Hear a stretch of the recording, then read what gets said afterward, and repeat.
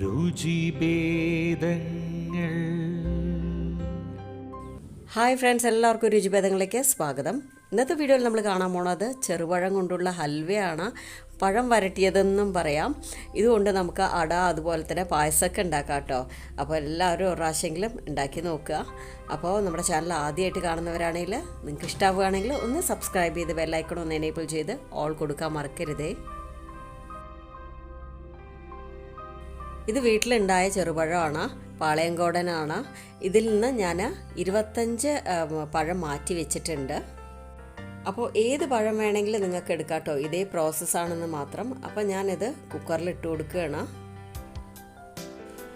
എന്നിട്ട് 2 ടീസ്പൂൺ നെയ്യും കൂടെ ഒഴിച്ചിട്ട് നന്നായിട്ടൊന്ന് മിക്സ് ചെയ്ത ശേഷം ഒരു വിസിലിന് പ്രഷർ കുക്ക് ചെയ്തെടുക്കണം. ഞാൻ ലോ ടു മീഡിയം ഫ്ലെയിമിൽ വെച്ചിട്ടാണ് കുക്ക് ചെയ്തെടുക്കണം കേട്ടോ. പ്രഷറൊക്കെ പോയി ഞാൻ ദാ തുറന്നു.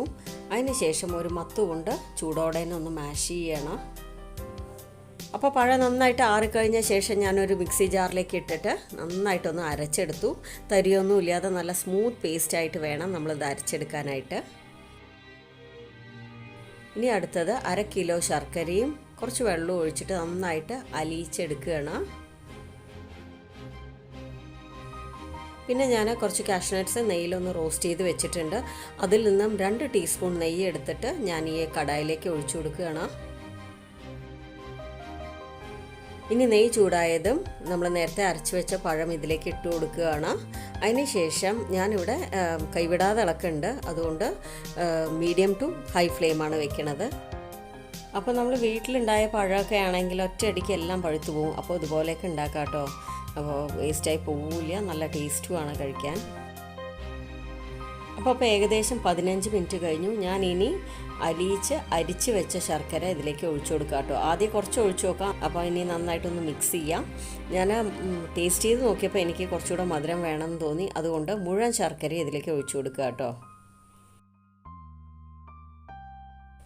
അപ്പോൾ വളരെ ഈസി ആയിട്ട് 10 മിനിറ്റിൽ ചെയ്യണ ഡിഷ് എന്നൊന്നും ഞാൻ പറയുന്നില്ല. നമുക്ക് ഇളക്കാൻ മാത്രം കുറച്ച് ബുദ്ധിമുട്ടുണ്ട്. അത് ഇളക്കുക തന്നെ വേണം. എന്നാലേ നമ്മൾ വിചാരിച്ച ആ ഒരു ടെക്സ്ചറും കാര്യങ്ങളൊക്കെ കിട്ടുള്ളൂ കേട്ടോ. പിന്നെ നിങ്ങൾക്ക് ഇതിൽ വേണമെങ്കിൽ കുറച്ച് കോൺഫ്ലോറോ അരിപ്പൊടിയോ വെള്ളത്തിൽ ചേർത്തിട്ട് ഒന്ന് മിക്സ് ചെയ്ത് ഇതിലേക്ക് ഒഴിച്ചു കൊടുക്കാവുന്നതാണ്. അങ്ങനെ ഉണ്ടെങ്കിൽ കുറച്ചുകൂടെ സ്റ്റിഫായിട്ട് അതുപോലെ തന്നെ പെട്ടെന്ന് ഒന്ന് കുറുകി കിട്ടും കേട്ടോ.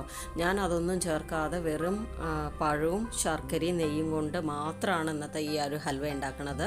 അപ്പോൾ നമുക്ക് ഇങ്ങനെയും ചെയ്യാം, പക്ഷെ കുറച്ച് സമയം എടുക്കുമെന്ന് മാത്രം. ഇതിന് പ്രത്യേക ഒരു സ്വാദുണ്ട് കേട്ടോ.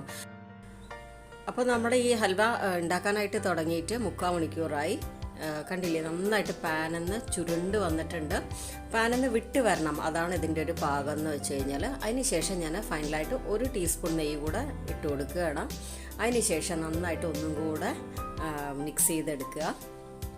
അപ്പോൾ നമ്മുടെ ചാനലിൽ പഴം കൊണ്ടുള്ള കുറേ റെസിപ്പീസ് ഇട്ടിട്ടുണ്ട് കേട്ടോ. പ്ലേലിസ്റ്റ് നോക്കിക്കഴിഞ്ഞ് കഴിഞ്ഞാൽ ബനാന റെസിപ്പീസ് എന്ന് കാണാം.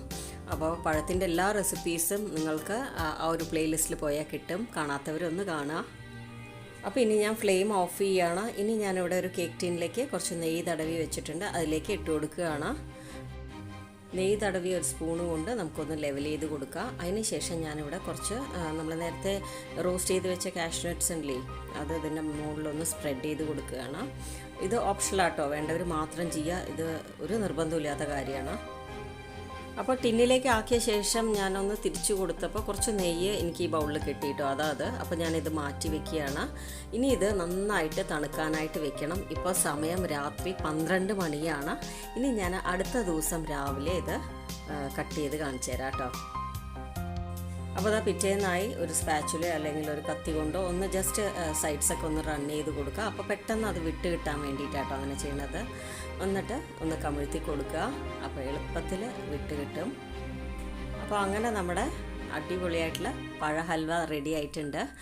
പിന്നെ എനിക്ക് കുറച്ച് നേരം കൂടെ വെക്കായിരുന്നു തോന്നി. കാരണം കട്ട് ചെയ്യുമ്പോൾ നമുക്ക് ഷേപ്പൊക്കെ ആയി വരുന്നുണ്ട്, കുറച്ചുകൂടെ സ്റ്റിഫായി കിട്ടാനുണ്ട്. അപ്പോൾ നിങ്ങൾ ചെയ്യണ സമയത്ത് കറക്റ്റായിട്ട് നന്നായിട്ട് ഒന്നും കൂടെ ചുരുട്ടിയെടുക്കുക കേട്ടോ. എന്നാൽ മാത്രമേ നമുക്ക് നല്ല സ്റ്റിഫായിട്ടുള്ള പീസസ് ആയിട്ട് കിട്ടുള്ളൂ. പാളയംകോടൻ പഴം എടുത്തത് കൊണ്ടാണ് തോന്നുന്നു നമ്മുടെ ചക്കവരട്ടിയുടെ അതേ സ്വാദുണ്ട് കേട്ടോ. ലൈറ്റായിട്ടുള്ള പുളിപ്പും മധുരവും എല്ലാം കൂടെ ചേർന്ന് നല്ല ടേസ്റ്റ് ഉണ്ട് കഴിക്കാനാ.